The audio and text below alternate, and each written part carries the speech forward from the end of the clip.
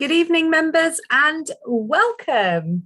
My name is Anna Spooner. I'm Tastings and Events Coordinator at the Wine Society, and I'm really excited this evening to be bringing you another instalment of our sip size sessions, and this one focusing on what we've titled the other cruise of the Southern Rhône. And I will go on to that shortly about really what we meant, what were we getting at with that rather ambiguous or unusual title. But before we get cracking, lovely to see so many of you already joined. We do have quite a few newbies again this evening. So we'll very, very briefly talk about how to get the most out of the event tonight. I will be doing some screen sharing. I'll be showing you some maps, some pictures. And for the first time, I think in a sip, well, definitely in a sip size, but probably the first time in any of my events that I've delivered, I'm going to go a bit geeky on the rocks today and show you a bit of geology. So there will be some diagrams. Now, I've also got some tables, so we are geeking out tonight, but it's worth saying you really don't have to write anything down. I'm going to be able to send you the entire PowerPoint as a PDF. I know a couple of you have requested it beforehand, so I'm going to try and work out a way to make that work in the future, but for now you can receive it first thing tomorrow morning. Just drop me an email. However, the next step in talking about how these events work, I should say, is how to ask questions. We love getting questions off you, and I have tried to keep it tighter tonight. I know I've run over the last few weeks, so I've really tried to keep it in this 45-minute session, and I'm going to try and allow for 5 minutes at the end to ask questions, so 40 minutes of me chatting. So please do use the Q&A button. Mahesh is joining us behind the scenes this evening, and he'll manage the questions, so please do use that function, and I can already see some of you using the chat to let us know where you are and what you're drinking. If you haven't received my email, to give you a heads up, we're going to start with the white Koran. If you are tasting along tonight, that makes sense. We're then going to go into the Vacqueyras, the red, and then last but not least, the Lerac, the red. So if you are tasting along, that's the order. And I think that's probably everything from me. So probably best if we kick off. As per previous weeks, I'm going to be sharing my screen from another laptop. So do excuse me whilst I just get it up. Let's go. Some of you may have joined me last week for the introduction to the Rhône Valley, and that was a really hopefully valuable session to give you a broad overview about the Rhône. This is going to deep dive into the Southern Rhône, and in particular a few cruise that I'd like to shout about. Now, we called it the other cruise of the Rhône beyond Châteauneuf-du-Pape, just purely because Châteauneuf-du-Pape is a appellation that lots of people have heard of. It's the most famous, the most well-known, and because of that, a lot of other cruise in the Southern Rhône live in its shadow. So I'm quite keen to explore. I'm not a Châteauneuf-du-Pape hater, don't worry, but we will talk a little bit about Châteauneuf before going on to some of the other cruise. We won't be able to cover them all. It's a short session, but we're going to do our best to cover a large majority of them. Little recap about where are we talking about tonight? Where in the world are we? We are down here in this bottom pink section. I apologize, I was using the wrong cursor. This bottom pink section here, not the top section. Now, the top section is what I would call the Rhône Valley. And a lot of people you speak to will actually say they should be two separate things. And we're definitely going to keep them separate tonight. Only talk about that southern part. It's worth saying this is a zoom in of that southern part, and you can see the little crowns are the cruise. So it hopefully will show you sort of where they're dotted around. It is worth saying that this southern part is less valley. So you hear about the Rhône Valley. This isn't really a valley. It's very spread out. A lot of this is sort of undulating hills. There's various topography that we're going to go into that makes each of these cruise really quite different. And there are things like this ridge along here is the edge of the Dentelle de Montmirail, a whole different limestone mountain range that sets itself apart. So these crew here, Gigondas, Vacqueyras, Baume de Venise, they've got a whole other thing going on. They're less about being in a valley, and they're more to do with about being in the Dentelle de Montmirail, this rock formation. So let's not think about it as a valley. There are unifying factors for all of this area. It is a warm Mediterranean climate, and there is a Mistral wind that really does blow through the southern Rhône. Key differences, if we're going to be really basic on rocks, in the north, you've got clay and then some sort of, well, rocky soils and then granite. And granite provides the north with structure. Now, in the south, we're not getting that granite. Instead, we've got clay, rocky soils that we'll go on to. But we've also got limestone and sand, and they're going to play really important parts in a lot of the crew down here. Limestone and sand tend to bring some slightly lighter styles of wine. Now, don't get me wrong. If you're comparing Northern and Southern Rhône, you might say, hold on, Southern Rhône wines are not light. But what I mean by that is kind of lifted aromatic wines, and you can get those through your Grenache, which is the main grape variety of the South. What else should we say about the South? Well, it is beautiful. You haven't got those impressive steep slopes of the north, but instead you have these undulating hills. They often say some parts of this part of the world look like Tuscany, and I completely understand. You've got truffle oaks, olive trees. My parents are just about to harvest their olive oil this weekend. So it's sort of wine harvest, then olive oil harvest. Truffle oaks, olive oil. You've got garrique, this beautiful Provençal sort of herb, ground herb, lavender. So very, very beautiful part of the world. We are going to look at the top of the tree tonight. Now, I showed this last week, so members who were here last week, you will have seen the hierarchical, or the quality pyramid, let's call it. Let's not get too wild with our language early on. Not the Côte de Rhône, which is our sort of gateway wine, but instead the Cru. And in the whole Rhône, 17, but in the Southern Rhône, there are 9. And we are going to quickly take an overview of those 9 Cru. I made this rather garish table, but I think it does a relatively good job about showing a little bit of an overview. Again, please don't worry about writing anything down. If you want these stats, I will send them to you. But one thing we can really see is, first of all, Châteauneuf-du-Pape is by far the biggest. It's really, really a much bigger appellation than the rest of the other Cru appellation here. I've also highlighted Baume de Venise and Rasteau because they both do make a Vin doux naturel, which is its own appellation, so a fortified sweet wine. I'm not going to be able to talk about those today, but my goodness, do I love them. So one of my sip size events will probably just focus on Vin doux naturel, and those two are some of the best in France. But otherwise, what else can we see here? Well, almost all of the appellations make red wine, and majority red wine. So some, it's 100%, Rasteau, Baume de Venise and Vansobe. Some are red wine with supporting acts from either rosé or white wine. Some, and there are only a couple, are all 3 colours. So Lerac is one of those, and Vacqueyras, and we're going to talk about both of those appellations, so that's good. And then there is one little outlier, and that is Tavel. This is the only rosé appellation, only appellation in France. And I mentioned it last week. I wish we had time to talk about Tavel today. We're going to briefly touch on it when we talk about Lerac, but big, punchy, very food-friendly styles of rosé. So an overview slide there for you. So let's quickly talk about Châteauneuf-du-Pape. I think it's important that we start with something that we sort of already know and understand a little bit of. Where is it? When did it start? And what style of wine does it make? So Châteauneuf-du-Pape was not always called Châteauneuf-du-Pape. In the 11th century, it was called Castro Novo. The castle was built under the second of the Avignon popes. So all the popes moved to Avignon rather than in Rome. And John was the person that built the castle. If you have been to Châteauneuf-du-Pape, you'll notice it's only a tower left, sadly destroyed in the World Wars. But that was the sort of where the name comes from, the new home of the Pope, Châteauneuf-du-Pape. Historically, Châteauneuf-du-Pape was blended with Burgundy to bump up the Pinot Noir of Burgundy. And it was when they were doing that they had to protect it. And Châteauneuf-du-Pape was a very special wine for doing that. So Baron de la Roy, who was a lawyer in Châteauneuf-du-Pape, created the first ever appellation in France.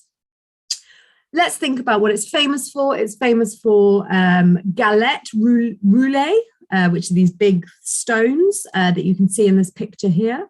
It's famous for this sort of thriving Grenache. It's got, I should say, a huge variety of styles. It is famous for big red wines, but I don't think that's fair. I'll quickly show you a geo map. And don't worry, I haven't stolen these. Rhône just put their stamp on it. And I apologize that it's in French, but what I will say to you is there's a lot of this red sandstone, and that's actually that bit in here. But this is mainly a high alluvial terrace with red soils. And then you have these garriques on the top, these pebbles that have been carried down by the river. It is next to the river, and that does make a huge difference for Châteauneuf-du-Pape. One thing I would say is that the styles of wine here are so different. There is a massive amount of variety. And one of the reasons is that there are 18 permitted grape varieties here.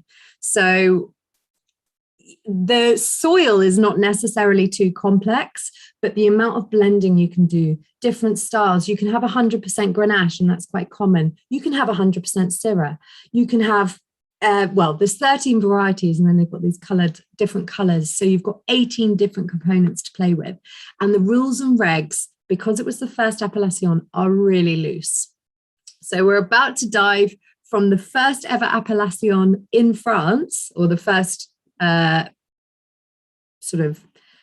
Baron Leroy's prodigal child, shall we say, of the appellation system. And we're going to jump into our first focus on one of the other crus. And I'm going to try and explain a few differences as we go along about why these wines are all so different in this part of the world. But Cairanne, ironically, from the oldest, we're coming to the newest cru. Cairanne officially became a cru in 2016. And that was after it applied for cru status in 2008. So it gives you an idea of how long it takes to get the paperwork through on these things. So what do we know about Cairanne? Well, this is actually a photograph I took on a bike ride. This is the lovely church on the hilltop in Cairanne. The vine's relatively similar. It's on a lot of the vines are on hillsides. This is actually a relatively flat part of Cairanne. There are some parts that are more hilly. It is hot. It is dry. There is a lot of mistral. And here's where I'm not going to go too heavy on what you're allowed to do, but I do want to give you a flavour of each of the appellation as to how much or how tight the regulations are compared to Châteauneuf. So here in Cairanne, Grenache has to be a minimum 40%, and then Syrah and Mourvèdre have to be included. For the white, which is what we're about to go into, there are 3 primary varieties, Claret, Grenache Blanc, and Roussanne, and you have to include 2 of those varieties, 20% minimum, and then you can include some secondary varieties as well. So you're already seeing the rules and regs are much tighter. They're also not allowed to make rosé, so no rosé is allowed here. The wine I chose for this evening, the reason I chose it is it actually has all 3 of those primary varieties in. So it's a really good wine to demonstrate the perfect sort of Cairanne white blend. But what is Cairanne famous for? Well, it makes fruity and quite elegant wines. They're not these kind of massive blockbusters that we're going to go into later. You will find that Cairanne wines, particularly, I find this personally, but I think just generally, they do tend to be edging on the lighter style. They're not sort of in your face punchy. And one of the reasons is there is a very fine sand on these terraces. And I'll quickly flash up. I'm not going to go too rock geeky. But you have effectively 3 different geological areas here. And the top, a lot of people say that the best quality is the Montagne area, which is where this wine is from. And this tends to be, they're sort of marl soils, but right down, you've got various different soils. Sandy at the bottom, which gives you that lovely light flavours, and also fine-grained tannins. For the red wines, that's quite a common factor in Cairanne wines.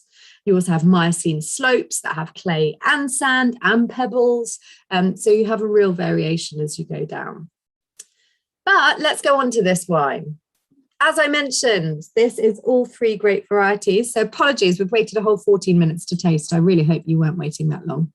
Luckily, I tasted them beforehand. But as I said, most of this producer is on the Montagne. So there's really sloped vines up there. They have to use crawler tractors or sometimes even horses, more commonly now horses. So it can be quite costly, quite time consuming. They're also, there's a lot of organic wine in Cairanne, I think it's about 80% organic. So don't hold me to that exact number, but it's high. And that Mistral does help, natural air conditioner. You're not going to get much rot. But this is actually also biodynamic, and there aren't that many producers producing biodynamic wines here.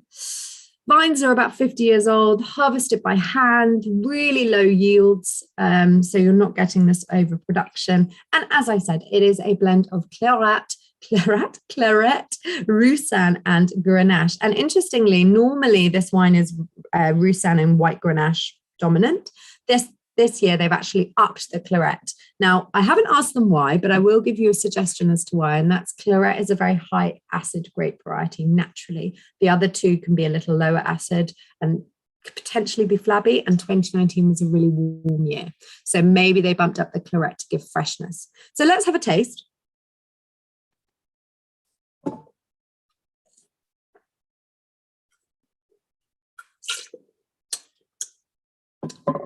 For me, this is a really good example of a Cairanne white. It's actually a really good example of a Rhône white. And I think it's our most expensive wine of this evening. But it's got that lovely freshness from the Claret. But what Roussanne and Grenache do is they sort of add this slight nuttiness.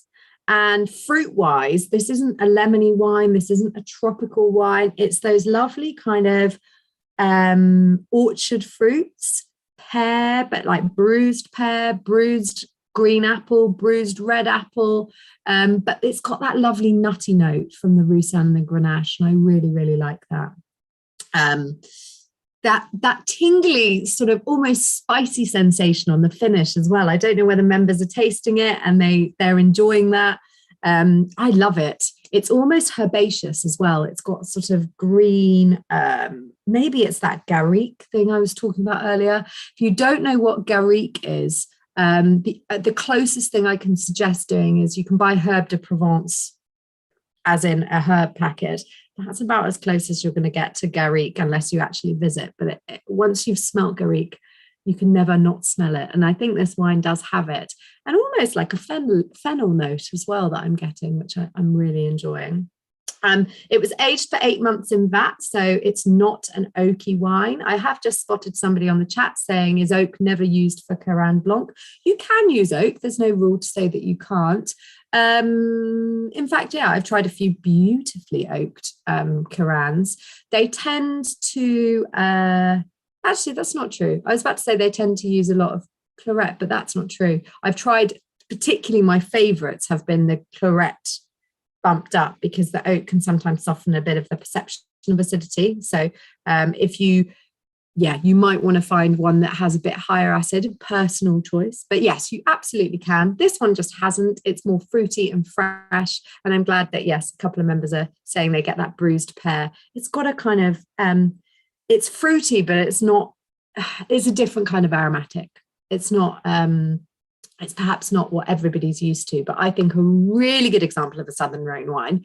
And one thing I would say is quite good for turkey and Christmas dinner. I find these particular wines. So if you're looking for something, I know I've got a Christmas dinner one coming up, but you might be interested in the Southern Rhône white wine. They tend to have enough complexity to manage all of the different flavours going on Christmas Day. Right, I'm conscious of time. We're going to nip through Gigondas, because we're not tasting a Gigondas tonight, but Gigondas and Vacqueyras are often talked about in the same breath.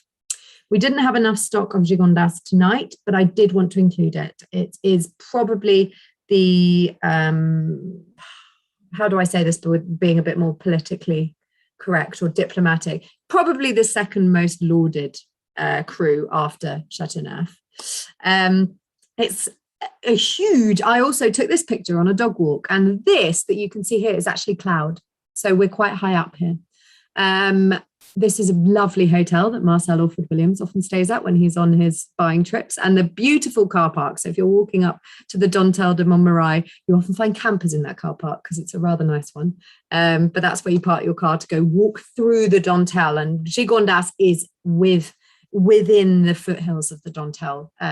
You can see even from that elevation there, 87 to 698 meters. So it's high up.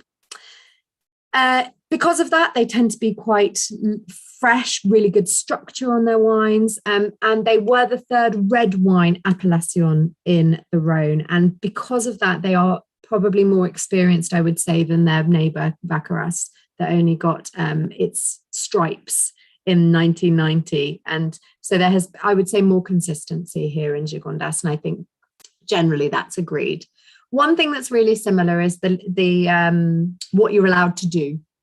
Sorry, that was terrible language. But for the reds, Grenache, Syrah, and Mourvèdre have to be 90% of the blend. So it's a GSM blend by 90%. And of that, 50% needs to be Grenache. That's actually almost identical. Well, it is. That particular part is identical to Vacqueyras. Difference here, though, is that they are not allowed to make white, but they are allowed to make rosé. I have only ever in my life tried one Gigondas rosé. They are really hard to get your hands off. It's permitted, but tiny, tiny quantities. So if you find one, taste it, because they are rare. And look at the soils. This is a really, really complex area geologically. Working from right to left this time, we've got kind of a black marl here. Then we've got the hard limestone of the Dontel. And what you actually find is there's two amazing valleys through the Dontel where I took that photograph, where there are vines growing, and there's some really, really special vines. There's sandy loams, there's limestones, there's alluvial terraces with sand. Essentially, where all of that rock's moved up, you just have an absolute hodgepodge of different soil types and strata, and it can be an incredibly rich place to grow wine. It's also one of the most beautiful villages, I would say. So if you do get a chance, please do go to Gigondas. And how would I describe the style of wine, since we're not tasting one? I've nicked, Matt Walls wrote a wonderful book called Wines of the Rhône a couple of years ago, and I nicked his Gigondas phrasing because I think he describes it perfectly. More vibrancy and pep than a Châteauneuf-du-Pape. And I think that's a great way to describe it. Red fruits, sometimes a bit darker, but really approachable when young, and yeah, a little bit more pep. But look at those soils compared to the Châteauneuf-du-Pape ones, you know, them and the elevation much higher. So let's compare it to Vacqueyras. And like I said, it would have been a really fun experiment. And if you get the opportunity to do it alone, as in without guidance, or at an event, be it a wine society or otherwise, one you might put on, it's fun to compare Gigondas and Vacqueyras, because whilst you would consider them both Dontel appellation, they are really quite different. So here's where the Vacqueyras vines are. They're much more on the foothills. They're on the lower down slopes. You can see the Dontel in the background, but they don't interweave with those big limestone rocks. The vines are much more on the plateau coming down. There are some similarities though. They've got that same rule, 50% Grenache, just like Gigondas, and then 90% GSM blend. One thing that's slightly different is here, Grenache and Syrah and Mourvèdre, the SM, GSM, have to account for at least 20% of the blend, whereas in Gigondas, it's 15. So there's a little bit more Syrah and Mourvèdre here. You are allowed to make rosés and you are allowed to make whites. The whites, you just can't have a single variety more than 80%. So you have to blend. And I've got the great varieties you can use there. Rosés, again, a single variety can't exceed 80%. Interestingly, Sanso is in there, which some people would say historically maybe not been a quality grape, but it loves the warmth. And so it's really coming into its own. The other cepage, which I haven't written down here, but there are other cepage that can go into the rosés. They call them cepage accessory, and they can't be more than 10%. So what are the soils like? If you speak to anyone in Gigondas, they say that the soils of Vacqueyras are much simpler. I think by looking at this, we can probably attest that that's a fair argument. That doesn't necessarily in any way mean less interesting wines. We've just seen that Châteauneuf-du-Pape is perhaps simpler again, but you definitely get easier to define, I should say, areas. There's this, I did have to Google this word here, couletou, which is to do with it being stony, which I guess is what you can see in here. And it does have stony soils. There's less of the limestone we talked about. So Gigondas limestone often provides a slightly lighter style of wine. It's more cobbles, but they do have the sand. This particular wine is in a sandy sun trap, our next wine. So the sand is really important for those fine grain tannins. But the main difference, I would say, is that this section here, this sort of terrace, is not more simple, but it makes more approachable wines, perhaps. And then there is a sandstone or a grès, Gres, which is, it's definitely not the same soils as up in the Dentelle. We're talking about a completely different soil type now. It's got an alluvial stone on the top of it, but it's sort of sandstone underneath. It can mean that these wines have a slightly less distinct personality, and they can get kind of lumped in with Côte de Rhône, because Côte de Rhône is basically a very similar soil breakdown to this. However, the concentration of a Vacqueyras is far greater. So if you like Côte de Rhône wines, I often think a good Vacqueyras is like a souped up Côte de Rhône. The challenge is that having only been a Crus since 1990, there isn't quite the same consistency as Gigondas. So a lot of people would argue, you don't necessarily know what you're going to get yourself into. So I would say try and find producers you like in Vacqueyras and follow them. We particularly like Clos de Cazaux here, and they make our exhibition Vacqueyras for us. I should have put a photo. I went to visit Jeanmichel Vash, who makes this wine. I've been to visit him a couple of times. And one thing I would say about his vineyard, which is quite interesting, is there's quite a lot of trees around it. So they get quite a decent amount of shade. But it's in this sort of sun trap. It's hard to describe. But his grapes here, they're almost like they get shade when they need the shade. But then when the sun's beating down on them in the middle of the day, it's a real sun trap. And his grapes actually ripen 2 weeks earlier here than they do just over, a 2-3 minute drive down the road to Gigondas. Although they do, he as a producer has vines in both areas. Having a little taste. I'll take this down for a second whilst we taste this. It's, for me, it's worth saying as well, these are old vines that produce this. And the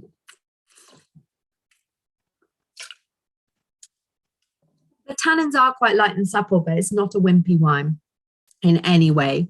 Considering how young it is, 2019, you could definitely age this and it would keep going. For me, it's moving more into those darker fruits, and that's what that sun trap has given us, that really lovely kind of rich damson. I get a lot of what am I trying to say? When you go blackberry picking and things like that, shrubs and autumnal winter, autumn to winter British hedgerow is what I'm really getting at. If you actually do have both the wines as well, it's worth noting, I checked earlier, it is a lighter colour. They do sometimes say that sort of sandier soils can give you a bit of a lighter colour, but it really does depend on the winemaking. But the concentration of fruit we're getting here is from those old vines. So incredibly impressive, intense.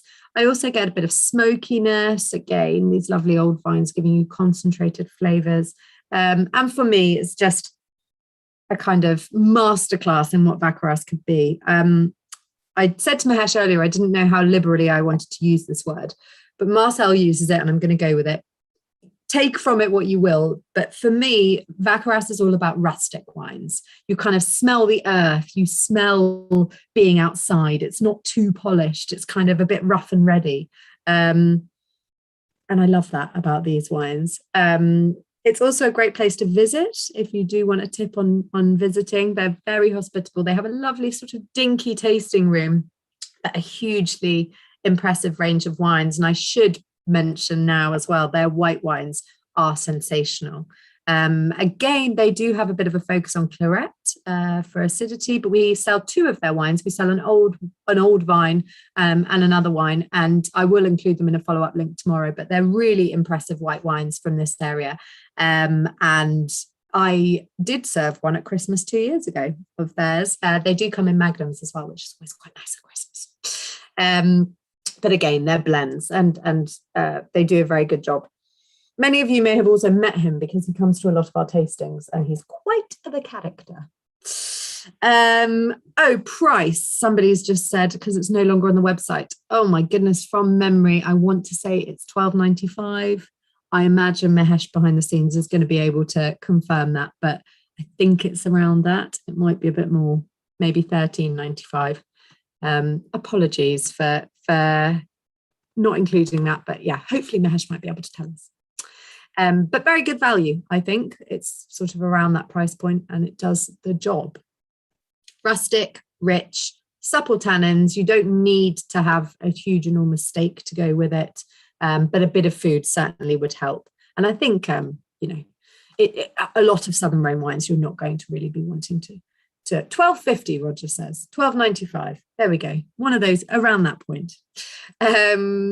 Yeah, a lot of these wines you don't want to be having without food. So just beware on that front.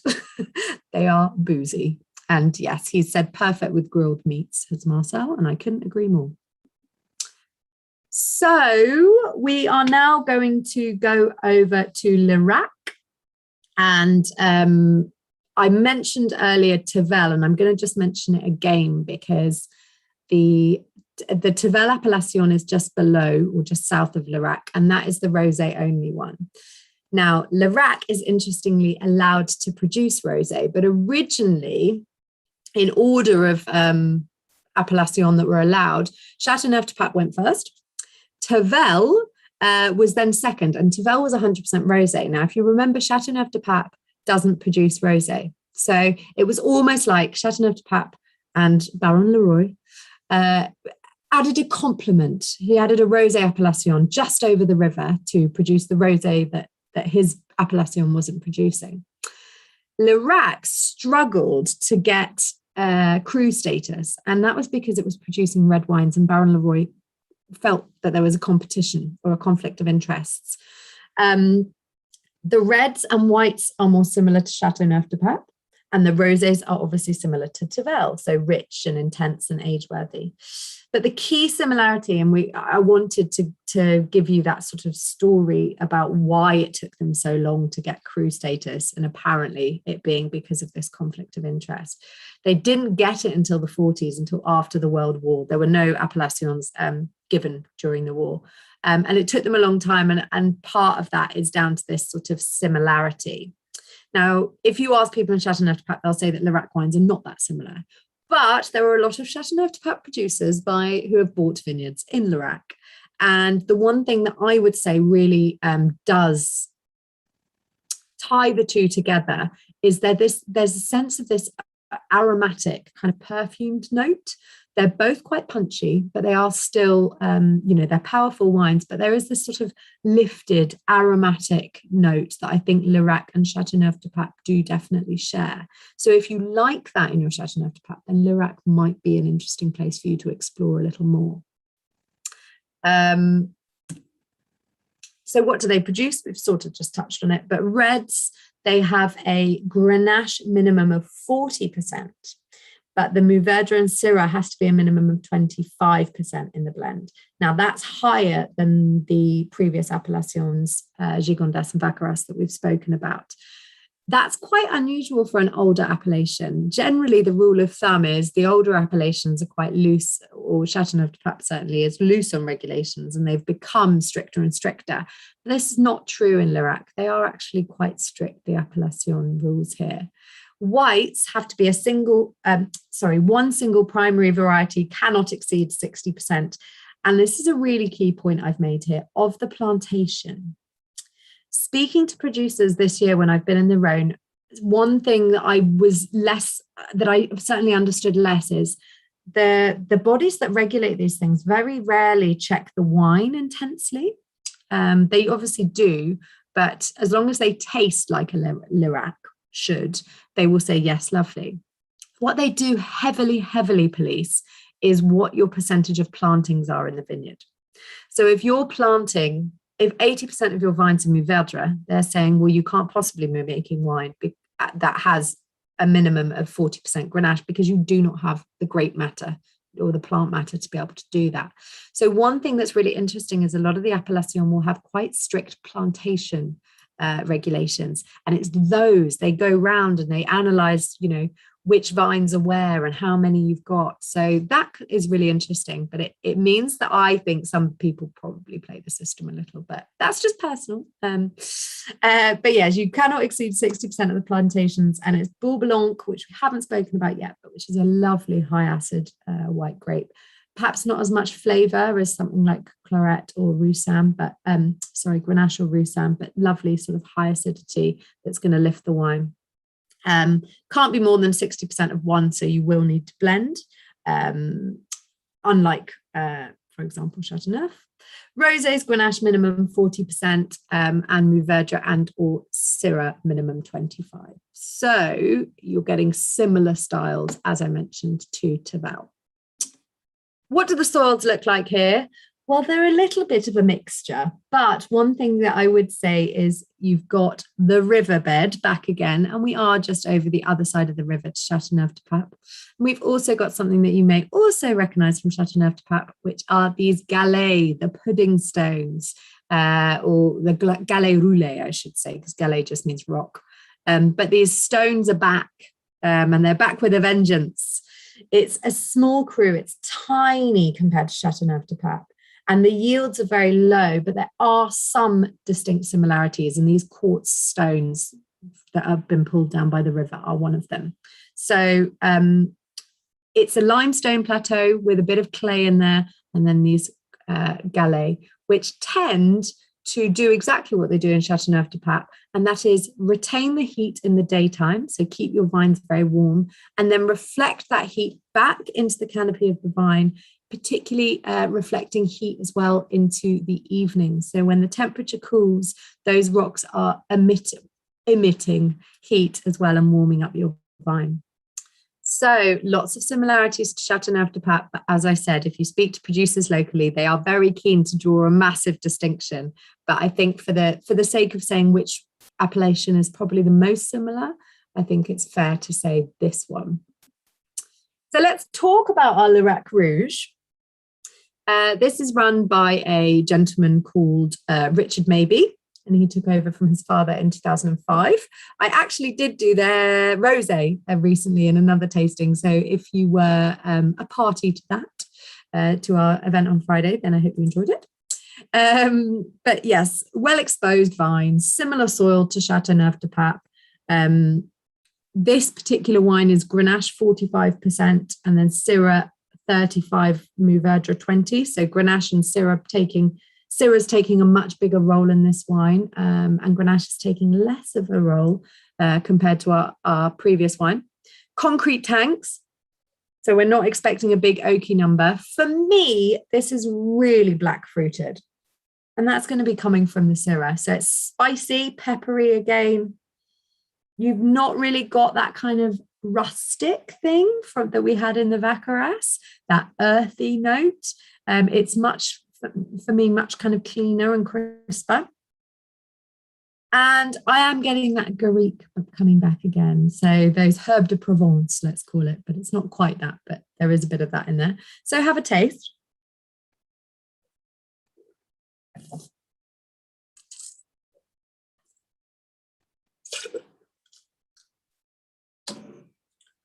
Really black peppery for me, coming through from that Syrah. It's got great spice to it. It's again for me a really good value wine. So we've got $12.95 here, so really good value. It's for me the tannins are staying in the mouth slightly longer. I don't know whether anyone else is getting that, but I'm getting them on the tongue a little more, so that tiny bit more tannic grip than the last wine. But it's fruitier, it's less earthy, less rustic. It does feel more polished, more refined, more kind of I hasten to say modern winemaking. And the modern versus traditional in the Southern Rhône is really exciting because they are very liberal and very adventurous, and they do like to do things a little differently, but you do definitely find camps of traditional versus modern. And maybe Domaine maybe feels like a slightly more modern outfit to me, and I think you can taste that in the wine. It's really sort of crisp fruits. So yes, I'd love to hear what you think of that wine. For me, I gave it to my father-in-law recently, and he's a Châteauneuf-du-Pape drinker, and he really, really enjoyed it. I think it's got enough complexity, but it's at sort of a third of the price, and it's great food wine. So I think actually I should just say Marcel's description of elegant here, I think, is very true. Full-bodied, but also elegant. It's got that lovely freshness that lets you not be too overpowered by the bigness. What an awful word, but that's exactly the word I want to use, bigness of the wine. So that was a whistle-stop tour. Now, I know that I said I was going to mention I was going to mention Vansobe, and I haven't really got a chance. But what I have done is I've just chucked a couple of things in a last slide here. But I did want to show you, particularly on the bottom left, this is Vansobe.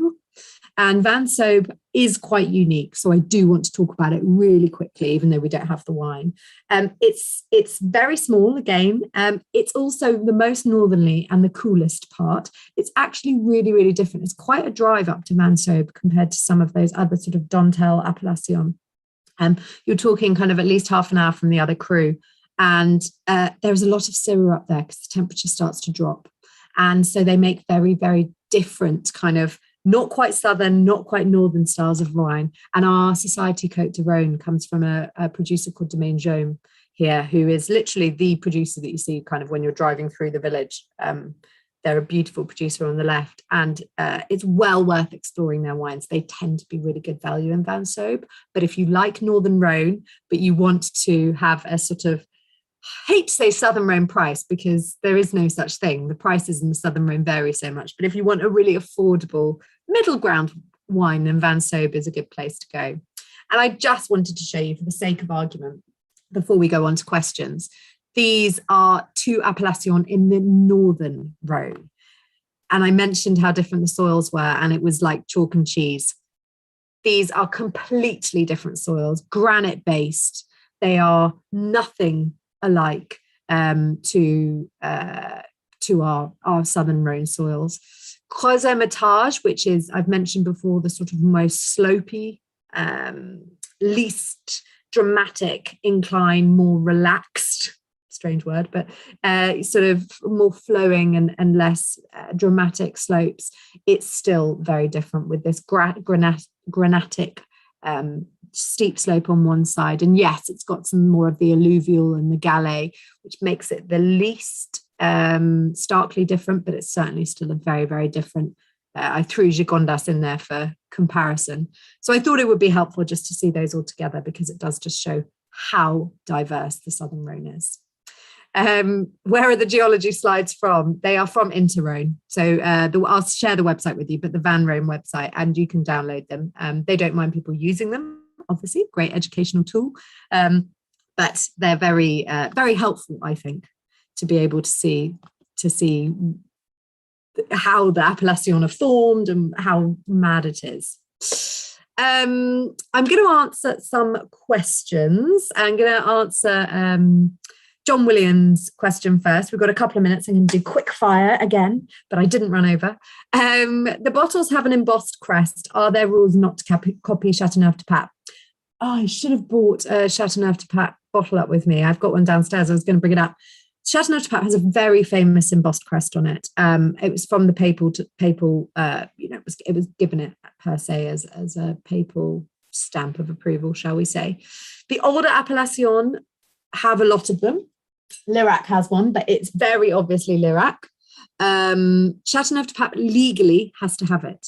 The other appellations, I'm not sure that they legally have to have it, but a lot of them do have embossing. So you can find Vacqueyras and Gigondas with it. This Vacqueyras doesn't, so obviously maybe it's not a legal thing, but Châteauneuf-du-Pape legally has to have the embossed papal crest on it. And are there rules not to copy them? Yes. So you cannot produce a wine with the same crest on it. It's illegal. Clive Plattman, I'm becoming concerned about the high alcohol levels, which are becoming the norm in the Southern Rhône. The wines are losing freshness and developing an alcoholic burn. What are your views? Clive, we could be here all night with this question, so I'm going to try and keep it relatively short and sweet. Grenache as a variety is a good red variety for sunshine. It really does like the sun, but it can get to really high alcohol levels. Robert Parker, not blaming people, but Robert Parker, who is an American journalist, quite liked the style of hot, warm, alcoholic wines. And as such, a lot of Southern Rhône producers have allowed their Grenache to develop these sort of 15 and a half, sometimes even 16% alcohols. There is a trend to bring them back, but that trend can't happen overnight. It's things like different kinds of pruning, so you can manage your canopy.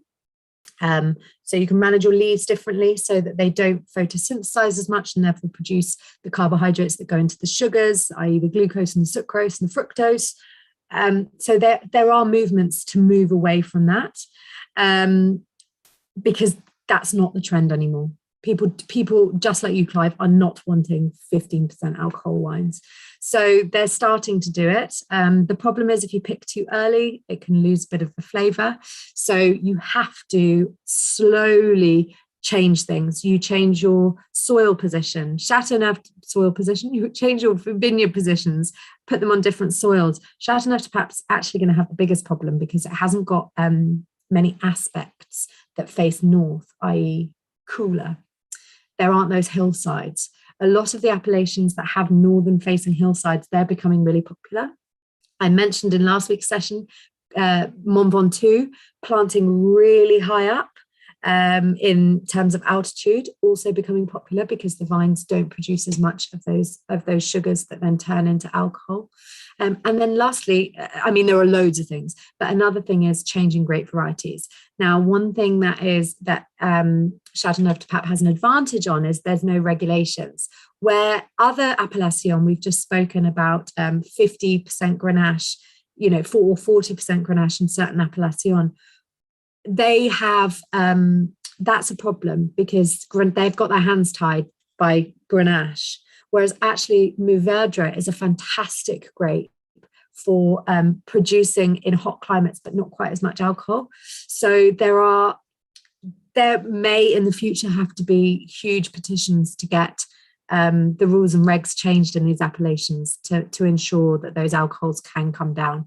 But it's happening slowly, and you just got to watch this space, unfortunately, Clive. Seeking out producers that have got ahead of the curve and are already doing it is a really good thing to do, but it's quite hard. Finding a 13% alcohol in the Rhône is just not really doable at the moment. So watch this space.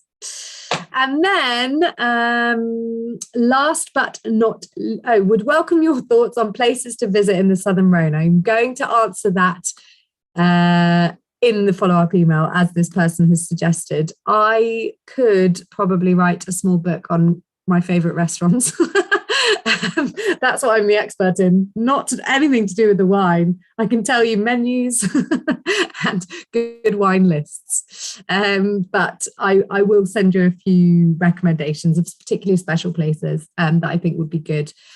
But last but not least, I will answer the question from Tom Bexton, which is, do you have a favourite crew out of the bunch for all-round drinking? It's really tricky, Tom.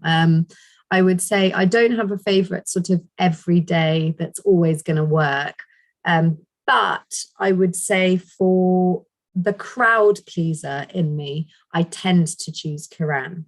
And one of the reasons that I actually do is also price. Cairanne has not upped its prices since becoming a crew. And the more people I speak to say that they're not going to. And so the wines tend to, buying a £14 Cairanne is Gigondas is still good value for money, but buying a 14 Koran and a 14 Gigondas tends to be quite different in quality. So you do have to spend a bit more. As much as I love the wines of Gigondas, which would be my second favourite, I would say. I would say that Cairanne is probably my favourite. An anecdotal, Koran is my red wedding wine for my celebration ceremony in France next year. We've chosen a Koran out of our full pick of all the Rhône cru. It tends to be the one that most people enjoy. It's very, very rare to get one that hits you over the head and it would offend anyone. And you have lovely white wines as well. You've said you've made my day. That's my favorite also. It's personal preference, Tom, though, isn't it? But yeah, that's my easy drinking suggestion. Right, thank you all so much. I've had more people say, please, good restaurants also welcome. I will send restaurants, I'll send wineries to visit. I can't possibly send you my full whole list. I'll just send you some of my top favorites in terms of experience and good times in the Southern Rhône. But do feel free to email me if you have any questions. Thank you all so much for joining. I hope that you found a wine that you enjoyed this evening. Thank you again to Mahesh behind the scenes. Smooth as always, Mahesh.